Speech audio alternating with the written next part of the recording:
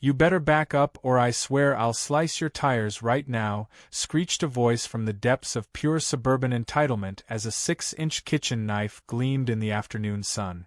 That voice belonged to Karen, bleach blonde bob, leopard print yoga pants, and fury in her eyes over what? A visitor parking spot. My hands were raised, my phone recording, my voice calm, but inside I was wondering how on earth this was real life. I hadn't even been in town for 48 hours. I was just back from visiting my dad, a man who also happened to be the sitting county judge. And now I was being threatened by a lady wielding cutlery like she was Gordon Ramsay in a turf war over driveway space. And all because I parked one spot over from her precious hydrangeas. It started 2 days earlier. I'd returned to the neighborhood where I grew up to spend a few weeks with my dad while I worked remotely. He'd loaned me the keys to a small 2-bedroom rental house he owned in the same HOA he lived in. The place was quiet, cozy, and I thought I'd be spending my time sipping coffee, coding from the back porch, and maybe jogging in the evenings. Instead, I was apparently stepping into a homeowner association thriller directed by Quentin Tarantino. The first red flag was when I found a note on my windshield the morning after I arrived. It wasn't just a note. It was laminated, sealed with tape so strong it took me 20 minutes to remove without damaging my truck's paint. It read, "This spot is reserved for approved guests. You have been reported." The handwriting was in all caps, angry and inconsistent, as if written in a fit of caffeine-fueled rage. I looked around. No signs indicating reserved parking. Just a row of unmarked spots labeled visitor parking. I shrugged it off, figuring someone was just having a bad day. That illusion evaporated the next afternoon when I returned from grabbing lunch. I parked in the same spot, still well within the rules printed in the HOA welcome packet. As I stepped out of the truck, I heard rapid footsteps approaching.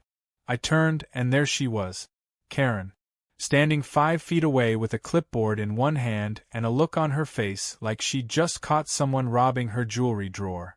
Without so much as a hello, she demanded to know my name, my address, and what gave me the right to use that particular spot. I tried to stay civil. I explained that I was staying in my father's rental, gave the address, and showed her the visitor parking pass displayed in my windshield. She glanced at it, scoffed, and said, "Those passes are only valid if approved by the HOA president." Which is me. I blinked. That wasn't in any of the paperwork. I tried to clarify, even offered to show her the section in the rules that literally said visitor parking was first come, first served. That's when things spiraled. She stepped between me and my truck door and said, "You've got 2 minutes to move your junk heap before I have it towed." I glanced back at my Ford F-150, hardly a junk heap. I told her calmly that I wasn't moving the truck. She pulled out her phone and began pretending to call a tow company. Then she paused mid-call, shoved the phone in her pocket, reached into her tote bag, and pulled out a kitchen knife. A real one. Stainless steel, wooden handle, and way too sharp for any kind of rational conversation. I froze. I wasn't afraid exactly.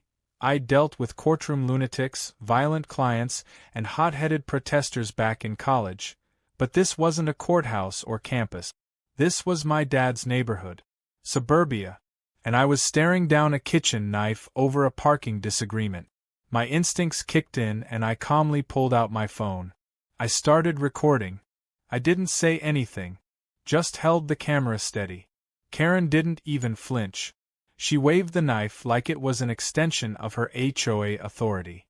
She said things like, "People like you don't belong in this neighborhood, and if the board won't deal with you, I will." Eventually, maybe realizing she was being recorded, she backed off and stormed away, muttering threats about calling security and the police. I ended the video and immediately called the local non-emergency police number. When the officer arrived 20 minutes later, Karen had changed into a cardigan and acted like nothing happened. She played the victim, claiming I parked in her personal spot and aggressively approached her. The officer seemed caught in the middle. That is until I showed him the video. The tone shifted fast.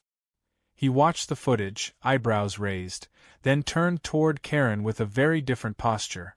She tried to backpedal, saying she only pulled the knife to feel safe, and that she never pointed it.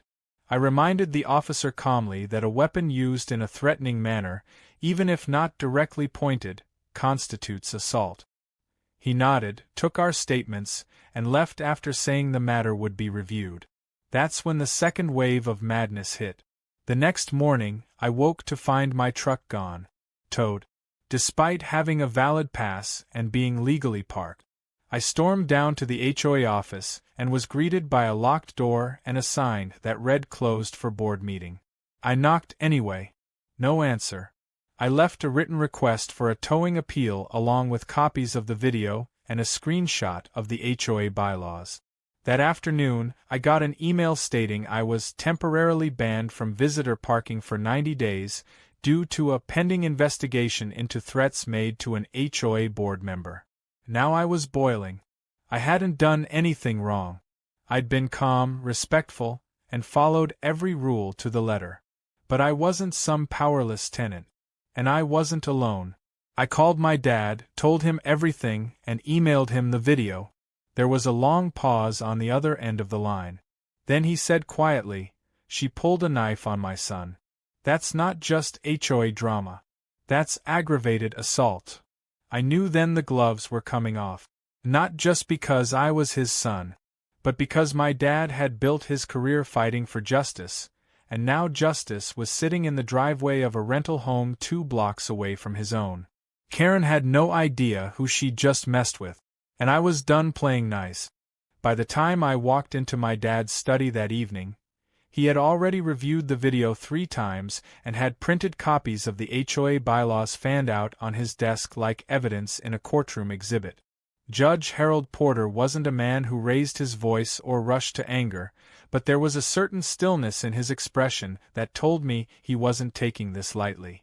He looked up from the screen and asked only one question: did she ever actually touch the truck with the knife? I shook my head. No, but she sure waved it close enough. He nodded slowly and said, "That's enough for criminal menacing and brandishing a weapon under county code. And with the video? That's not a civil dispute. That's a problem she just handed us on a silver platter." I could tell by his tone that he wasn't speaking as a father. He was speaking as a judge. Still, I didn't want to rely on my father's status to fix the situation. I wanted to fight this the right way, the legal way, without pulling any strings. I wasn't going to be like Karen, who used her HOA position to lord over neighbors like a parking lot tyrant. I wanted to win this in a way that exposed her for what she was: vindictive, reckless, and utterly unfit for any authority. I started organizing everything. I labeled the video files. I drafted a formal statement. I requested HOA meeting transcripts under the Community Transparency Clause. And I made a phone call to Sierra Lopez, my college friend turned civil rights attorney, who specialized in community dispute. When I explained what happened, she chuckled darkly and said, "Oh honey, she picked the wrong tech bro with legal connections to knife wave at." The next morning, while sipping coffee on the porch, I watched as Karen strutted by on her usual power walk loop. She paused, saw me sitting there, and gave me a smirk. It wasn't the smirk of someone innocent. It was the smirk of someone who thought she had the system rigged in her favor. I returned a polite wave, calm and collected, and said nothing. She had no idea I was about to take a wrecking ball to her little HOA kingdom. That day, Sierra emailed a cease and desist letter to the HOA board, demanding a reversal of the towing order, a written apology, and the immediate removal of Karen from any leadership position pending investigation. The letter was laced with legal precedent, footnotes, and enough firepower to make any HOA board member sweat through their pastel-colored polo. We didn't stop there. Sierra filed a preliminary civil suit against both Karen and the HOA for defamation, wrongful towing, and violation of tenant right. We also submitted a complaint to the county sheriff's department, attaching the video, and formally requested that the district attorney review the incident for potential assault charges. The moment we went public, the cracks started to show. The HOA tried to go silent. No return emails. No returned calls. But Sierra wasn't just a lawyer. She was a bulldog with a law degree and a grudge against abusive power. She forwarded the full story, with video, to a friend at the local Channel 8 News. They aired it within 48 hours. The segment was short but devastating. It showed Karen with her knife in hand, screaming about parking while neighbors peeked out from behind blind. The narration was merciless, emphasizing how a parking dispute turned into a criminal incident, and how the alleged victim was the son of none other than County Judge Harold Porter. Karen's face wasn't fully blurred either, just enough to meet standards, but sharp enough for any neighbor to recognize her from 10 feet away. Within hours, the clip had gone viral. People began sharing it under hashtags like Knife Karen and ParkingGate. The HOA board members started receiving emails from concerned residents. Some furious, others terrified that their names would be dragged into the mess. Karen didn't appear in public for the next 2 days. But the HOA tried one last stunt before the dam broke. I received a formal warning letter citing aggressive conduct and violation of decorum in common areas. The letter claimed I had recorded without consent, a laughable accusation considering the state allowed one-party recording and the fact that Karen was the one holding a weapon. Sierra was delighted. She wrote a blistering rebuttal, then requested HOA meeting minutes under the HOA Act's transparency rules. When we got them, it was like striking gold. The internal emails were petty, unprofessional, and, most importantly, damning. One message from Karen to another board member said, "I told you I'd deal with that punk. Let's see him park there again after this scare." Another email casually referred to the towing as a lesson in respect. They had deliberately targeted me. They knew the rules. They broke them anyway. With this new evidence, Sierra updated the civil suit and included a charge for malicious intent and abuse of authority. The lawsuit now had teeth, and the HOA board started to fracture. One member resigned immediately. Another reached out anonymously and leaked audio from a board meeting where Karen dismissed concerns over legal liability with the words, "He won't press charges. His daddy's a judge. He won't risk it." That audio made its way to Channel 8. Another story aired. Another flood of outrage online. I couldn't walk to the mailbox without a neighbor whispering, "That's the guy Karen threatened." Most people were kind. A few were skittish. But almost everyone had one thing in common: they were sick of Karen. Then something completely unexpected happened. A man named Dale, a longtime resident who usually kept to himself, knocked on my door and asked to speak. He handed me a folder. Inside were complaint forms, photos, and notes from half a dozen other residents who had filed issues against Karen in the past. Harassment, intimidation, petty fines, all dismissed or lost by the HOA. "We were too scared to push back," he said quietly, "but if you're going after her, you've got our support." It was the first time I truly realized this wasn't just about me or a parking spot. Karen had been tormenting people for years and getting away with it. This was about power and the abuse of it. I brought the evidence to Sierra. She smiled and said, "Now we don't just have a lawsuit. We have a case study in HOA corruption." She contacted every resident listed in Dale's folder and gathered statements. One woman described being fined for having her blinds slightly open during HOA-approved blackout hours. Another was cited for planting a fruit tree without permission, even though the tree was on the county's permitted list. All of it pointed to Karen operating like a petty dictator under the guise of community enforcement. By the end of the week, Sierra filed an updated complaint. The new list of plaintiffs included 7 residents, not just me. The HOA board was officially served. Karen tried to pretend nothing had changed. She even walked her dog past my house the next morning and paused to glare at me. But this time, she didn't smirk. She looked like someone desperately clinging to a crumbling wall, hoping the cracks wouldn't reach her. They already had. The tide was turning. The neighbors were organizing. The HOA was cornered. And Karen? She was about to find out what happens when the judge's son plays by the rules better than she ever could. The news report didn't just make waves, it detonated like a firecracker in a dry field. Within hours of the segment airing on Channel 8, I received over a dozen texts from neighbors I'd never spoken to before. Most began with some variation of, "Thank you for standing up to her," or, "I've wanted to do this for years, but didn't know how." Others came with detailed stories. One man said Karen had fined him $500 for obstructing communal airflow by parking his RV temporarily next to a retaining wall. Another neighbor explained how Karen once showed up with a tape measure and accused his wife of growing rose bushes 2 inches outside the approved border. Each tale was a strange combination of petty dictatorship and full-blown absurdity, like something out of a dystopian sitcom. Meanwhile, the video of Karen brandishing the knife was now being passed around on social media like wildfire. It had been uploaded to Reddit under r/entitled people, and within 2 days, the post had more than 75,000 upvotes. Memes started popping up featuring Karen holding a knife while standing in front of her parking spot with text like, "Thou shalt not park here lest ye be judged." Internet sleuths figured out her full name, address, and even the brand of the yoga pants she was wearing.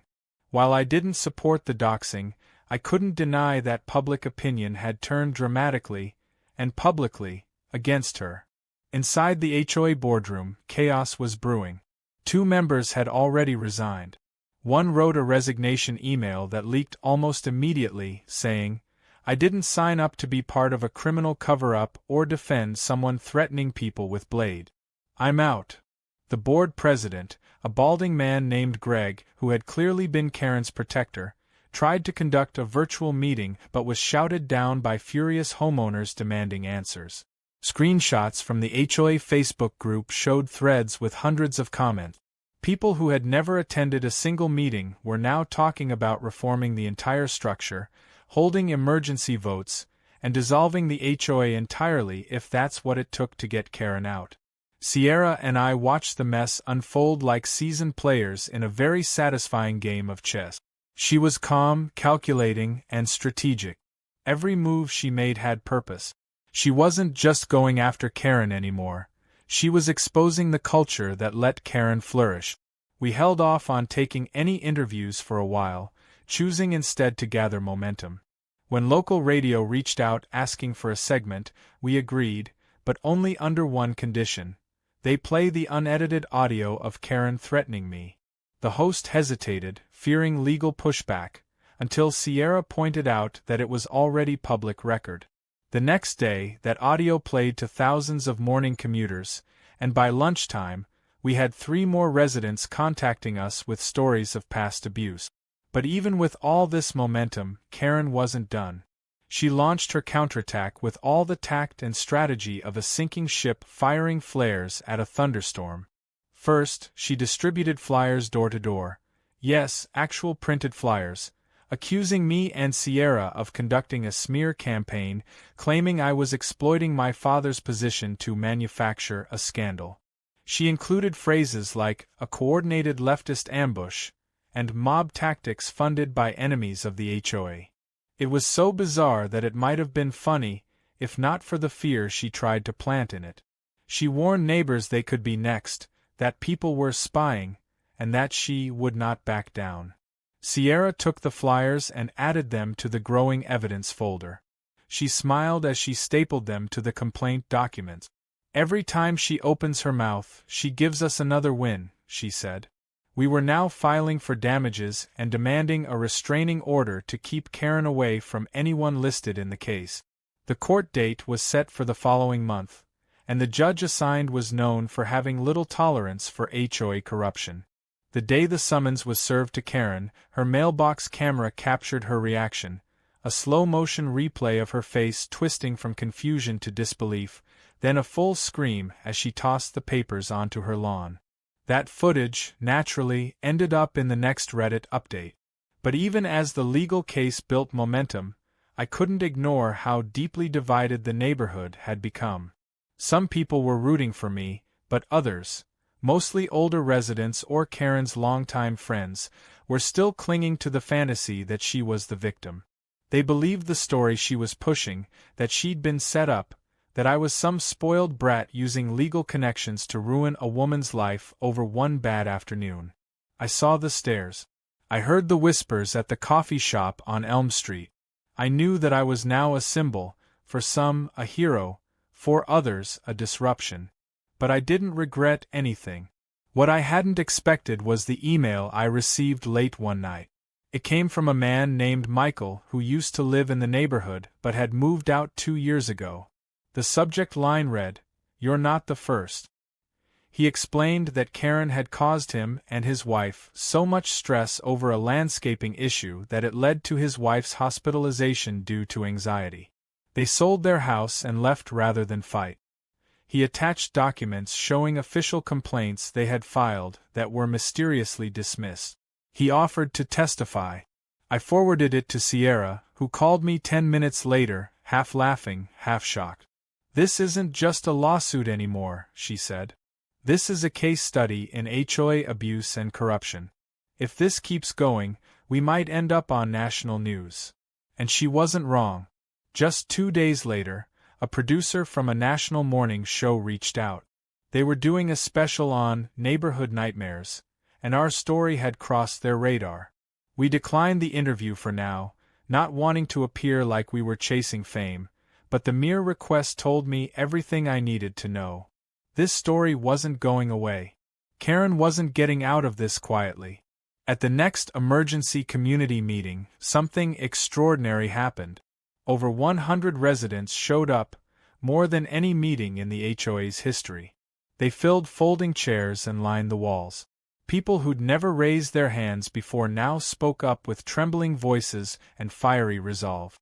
An elderly woman named Mrs. Tanner described how Karen had fined her son for improperly closing the trash bin lid. Another man revealed that Karen had once opened his mailbox to search for unapproved flyers. With each testimony, the crowd grew more animated.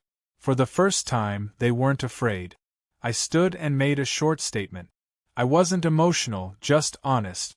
I explained that this was never about vengeance. I simply believed that when someone abuses power, threatens others, and hides behind authority, they shouldn't be protected. And most importantly, I wasn't alone anymore. The crowd applauded, not wildly, but steadily, like something was shifting. Like people were finally ready to stand up.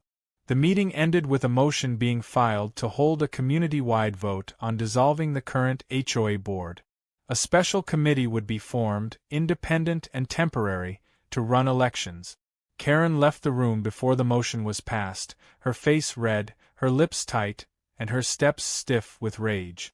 I watched her walk down the hallway like a castle crumbling behind her. She knew the tide had turned. The knife hadn't silenced me. It had awakened the entire neighborhood. And now, every step she took away from that meeting was another step. Karen didn't just lose control. She unraveled. As the special committee formed and the petition to hold a full HOA board re-election gained momentum, Karen doubled down in every way imaginable. Gone were the passive-aggressive flyers and fake smiles. Now she roamed the neighborhood like a guard dog off-leash, eyes twitching, ready to pounce on any hint of defiance. She paced in front of houses known to support the petition, muttering to herself loud enough for Ring cameras to capture her voice. She left voicemail messages on residents' phones, accusing them of being traitors to the community, and warning that consequences were coming. These weren't veiled threats anymore. They were plain, reckless, and desperate. Her supporters, what few remained, began to distance themselves. Even Greg, the board president who had once shielded her from any accountability, resigned after receiving a certified letter from Sierra warning of legal exposure. With Greg gone, the rest of the board scrambled to cover their tracks. HOA records that were once unavailable suddenly appeared in the inboxes of committee members. Financials, email threads, and video logs, all showing just how much Karen had manipulated rules to fine, threaten, and harass. She had rewritten community guidelines mid-year, blocked appeals from being processed, and allegedly misappropriated community funds to install a private security camera system, pointed not at public areas but at specific homes, including mine. With each day that passed, the lawsuit grew teeth. Sierra amended the filing to include HOA negligence and financial misconduct. The restraining order we filed against Karen was approved with astonishing speed, and she was legally prohibited from approaching within 50 feet of my property or contacting me in any form. The very next day, she violated it. She walked right up to the edge of my driveway and began yelling about how I was destroying her life. I didn't say a word. I held up my phone and hit record. She called me a coward and stomped away just as the patrol car I had already called turned the corner. The officers didn't even hesitate. They arrested her on the spot, right there in the middle of the cul-de-sac, in full view of a dozen neighbors. Someone started clapping. I couldn't tell who. It didn't matter. The sound of those cuffs clicking shut was louder than anything she'd ever shouted. She was released on bail the next morning, but her mugshot had already been picked up by the local news. She looked nothing like the smug, composed Karen that once ruled the HOA with a clipboard and a glare. Her expression was a strange blend of shock, anger, and disbelief, like the reality of consequences had finally hit her in the face and she didn't recognize what it felt like. For once, the community didn't rally to silence the news or protect her dignity. They watched. And they remembered every slight, every fine, every threat she had ever dished out. Her power was gone, and she knew it. But the real hammer hadn't dropped yet. That came at the emergency board election. The neighborhood turnout was overwhelming. Families brought lawn chairs and umbrellas like it was a summer picnic. The vote was held in the clubhouse gymnasium, and when the final count was read aloud, every single incumbent board member was removed. A new board was elected. People who had stood on their front lawns holding signs that read fairness, transparency, accountability. Karen tried to contest the vote, yelling from the back of the room that it was all rigged and illegal. But nobody responded. She was just another voice in the crowd now. A voice people had learned to ignore. After the vote, I was approached by 3 of the newly elected board members. They thanked me for standing up and offered me a position on the advisory committee being formed to audit the HOA's history. I declined politely, telling them I needed some peace. But I offered to provide any documentation they needed. One of them, a woman named Marissa, smiled and said, "You've already done more than enough. You woke everyone up." And in that moment I felt a strange peace settle in, a quiet confidence that the battle was won, not through rage or revenge, but through exposure and persistence. Karen wasn't finished though. A week after the election, a mysterious package was left on my porch. No return address, just a badly taped cardboard box. I didn't touch it. I called the police. They brought in a bomb squad just to be cautious. Turned out the box only contained a pile of printed Reddit comments, all of them mocking Karen, and a handwritten note that simply said, "Hope you're proud." It wasn't signed, but the handwriting matched the flyers she used to distribute. Sierra had a field day adding that to the harassment complaint. The restraining order was extended and modified to include third-party harassment and indirect contact. Karen had officially crossed into stalking territory. At this point, the civil case was moving forward at full speed. Depositions were scheduled. Discovery was brutal. Karen's emails, texts, and phone logs painted a crystal-clear picture of a woman who believed herself untouchable. In one message she wrote, "Let's make it so miserable for him he just leave.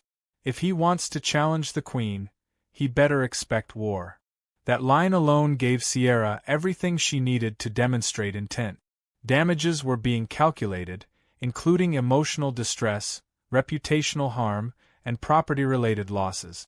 Even the towing company was being pulled into the lawsuit after it was revealed they acted on Karen's direct orders without verifying the validity of the towing request.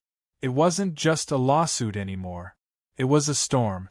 Karen began to spiral publicly.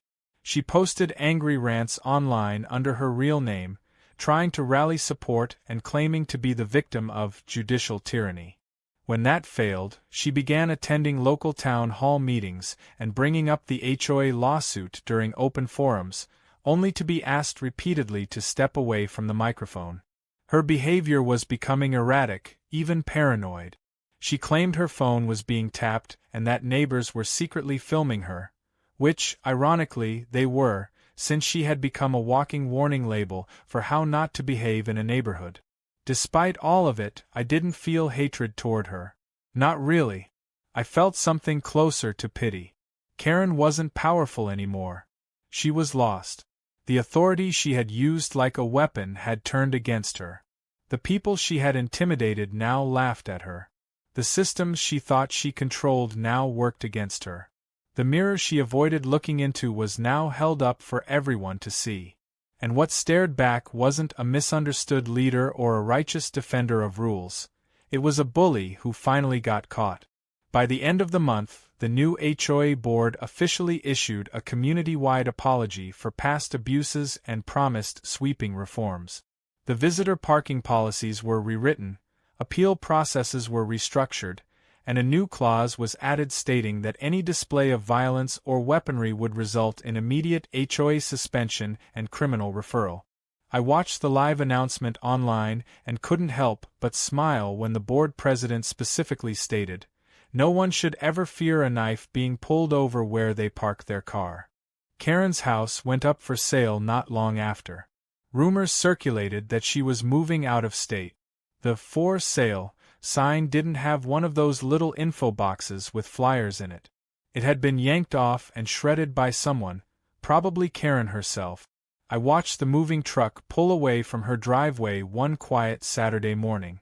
She didn't wave. She didn't look back. She simply got in the passenger seat of a rusted sedan and disappeared around the corner.